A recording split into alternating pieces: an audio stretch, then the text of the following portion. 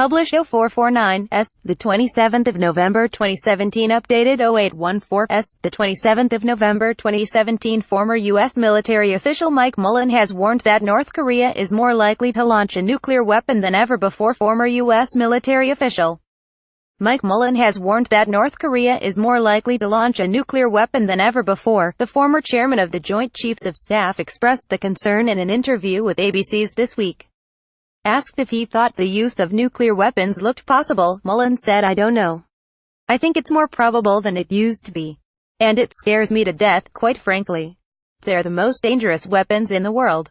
And certainly if we have someone in North Korea that has a lethal legacy, is very, very unpredictable, and sees this as a way to solidify his future, that he could well not just attain them but potentially use them." He also expressed concerns about the rhetoric between the North Korean leader Kim Jong-un and U.S. President Donald Trump. "I worry there is more uncertainty than there was a year ago, in principle because of the rhetoric that is there," he said. "I know that the Trump administration has addressed this issue from day one. So they're very serious about creating options and have created options." Mullen described North Korean leader Kim Jong-un as very, very unpredictable. "It's still a very difficult place to know what's actually going on. I think Kim Jong-un is really working hard to achieve the nuclear capability.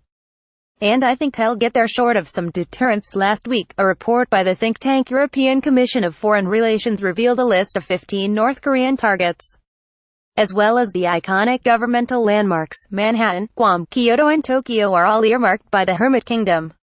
Research stated from the North Korean sources, one can compile a list of possible targets for a nuclear strike.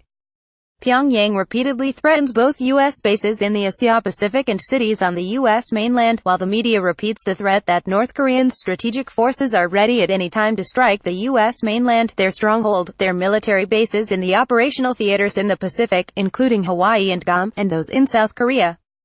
Japanese and South Korean cities are also designated as targets. Last week, a report by the think tank European Commission of Foreign Relations revealed a list of 15 North Korean targets. Pictured North Korean leader Kim Jong-un visited the Sungri Motor Complex in Pyongyang. Japanese cities are more explicitly targeted, including in a list that names Tokyo, Osaka, Yokohama, Nagoya, Kyoto.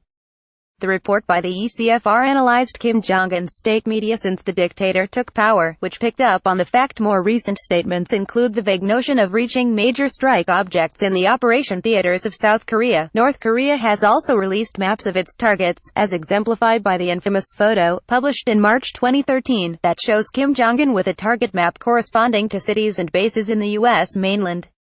The aim of the findings was to predict Pyongyang's response to different scenarios so it can better understand how the regime sees its nuclear weapons, and when it would use them. The paper claims the nuclear threat carried by North Korea is a preemptive one, meaning Kim Jong-un would only launch nuclear war if he thought his nation was in danger. It reads, it has become almost a cliché in policy circles to state that North Korea is a rational, strategic actor. But, with many in the media still describing Pyongyang as crazy or suicidal, it bears repeating. North Korea's nuclear and ballistic weapons programs are the product of a rational cost-benefit analysis. They are founded on the regime's calculated assessment of the threats to its survival, and their high risks have been taken into account. It comes as North Korea denounced U.S. President Donald Trump's decision to relist it as a state sponsor of terrorism, calling the move a serious provocation and violent infringement. Trump put North Korea back on a list of state sponsors of terrorism on Monday, a designation that allows the United States to impose more sanctions and risks inflaming tension over North Korea's nuclear weapons and missile programs. In North Korea's first reaction to the designation, a spokesman for the foreign ministry denied in an interview with the state media outlet KCNA that his government engaged in any terrorism.